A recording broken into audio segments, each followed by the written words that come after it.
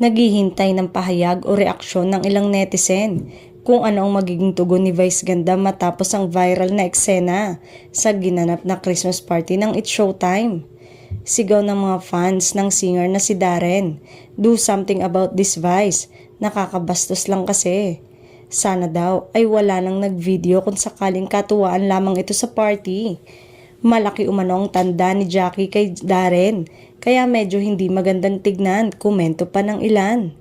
Hindi naman malinaw kung bakit biglang sumayaw si Jackie sa kalagitnaan ng party.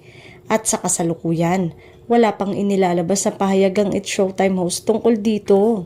Matatandaan na minsan nang sinita si Jackie ng kanyang talent manager na si ang kabogable star Vice Ganda matapos kumalat ang video clip kung saan mapapanood ang pagsayaw niya sa isang disco sa saliw ng kantang Make Me Sweat ni Kat De Luna. Maaalalang tila nawindang ang mga netizen sa ginawa ni Jackie sa kanyang It's Showtime co-host na si Darren sa ginanap umanong year-end party ng It's Showtime staff.